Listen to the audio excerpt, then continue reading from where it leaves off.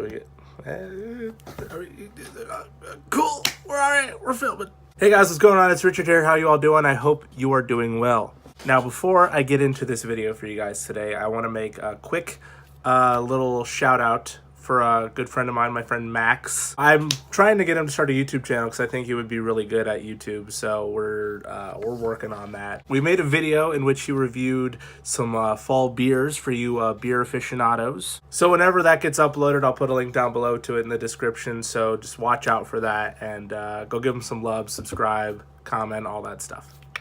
Today I got a very exciting review for you guys. I'm going to be reviewing none other than Marvel's Spider-Man for the PlayStation 4. Spider-Man is the latest Spider-Man game to be released, but this time it's just for the PlayStation 4. If you have any other systems, shit out of luck, I'm sorry.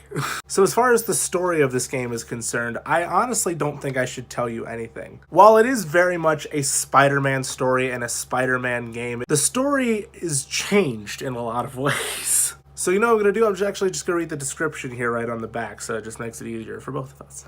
When a new villain threatens New York City, Peter Parker and Spider-Man's world collide. Now, save the city and those he loves, he must rise up and be greater. That's all I'm going to tell you. I'm literally not going to tell you anything else. No spoilers at all. So like any review, I will tell you the good, I'll tell you the bad, I'll give you my overall. Maybe one day I'll get a more original structure. We'll see. So first and foremost, the graphics. The graphics, oh my god, the graphics in this game are so good. I love the character designs, the villains, everything just looks awesome. But for me, the true standout is the little details, just the little things that they put in this game to really bring it to life. For example, when you're like dive bombing off of a building, you start seeing like ripples of, you know, wind and speed going off of Spider-Man's suit, and so it adds to the velocity and adds to the intensity when you're dropping. It's like, ugh. I actually really dig the story this time around. The Spider-Man we're dealing with is a more seasoned Spider-Man. You know, he's swung around the block a few times, and some of the changes that they made fit these characters really well. I think my favorite story, without a doubt, has to be the Mary Jane Peter Parker love story. This is the best adaptation of that love story I have seen in any Spider-Man adaptation. That includes the movies. I just hit my elbow. And it doesn't hurt that the voice acting and the motion capture and all that stuff is very spot on. Gameplay, oh, this game is so fun to play.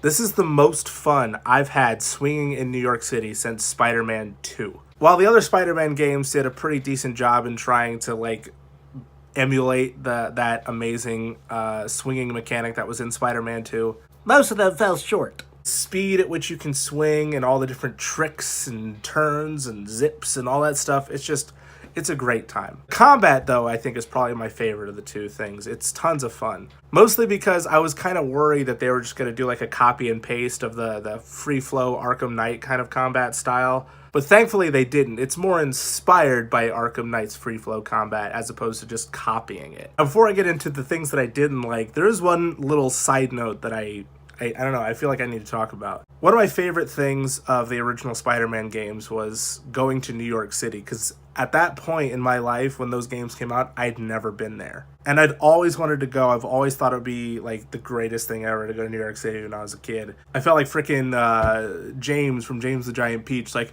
I want to go to New York City. I just don't have a giant peach. Damn it.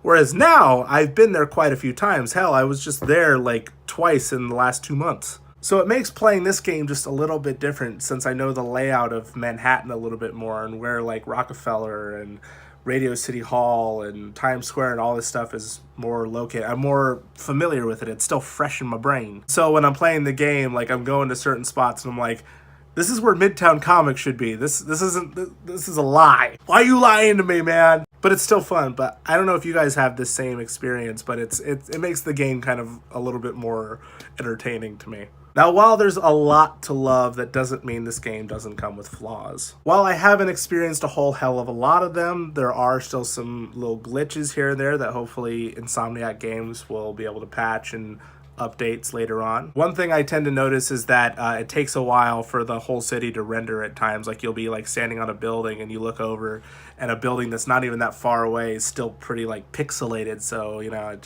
there's some rendering situations sometimes. Now, this game is an open world game, so not only is there a story that you follow, but there's a ton of side quests and side missions, and a lot of them are a lot of fun. There's like secret bosses even when you play this game. That being said, some things are just straight up tedious and I hate them. Why do I have to find pigeons? I mean, I don't know. It just seems like, no, I don't want to find any more pigeons. Don't add more pigeons in the DLCs, Insomniac, please don't. And while this might be more of a nitpick, this next thing, but I feel like this game was just a little too easy in some respects. Like, I've never platinumed any of my games. I'm not a hardcore gamer, I'm a casual gamer. But I just happened to platinum Spider-Man within the short amount of time that I've owned it. It just seemed a little too easy, so hopefully in future content it's a little bit more difficult. All that being said, overall, I absolutely loved this game so much. If you don't believe me,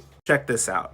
When I was younger, I was a big Spider-Man fan, but then when I got older and, you know, during certain circumstances, I ended up losing my interest in the character for a while. However, if I'm being honest, this game has almost reignited my interest in the character to the point where I'm a Spider-Man fan again. I'm actually seeking out Spider-Man comics at this point. I haven't done that since I was 14. So that says something to me, that a game is so good that it would make me a fan of something. So that to me says something. I've just said something so much in the past 2 minutes. Anyways, guys, that is about it for this guy. In the comment section below, what did you think of Spider-Man for the PS4? What's some of your favorite side missions, your favorite aspects of the story? Let me know. Please, no spoilers. Also, if you want to see more, go ahead and hit the subscribe button as well as ring that notification bell, because that would be fun. And I will see you guys next time. Bye-bye!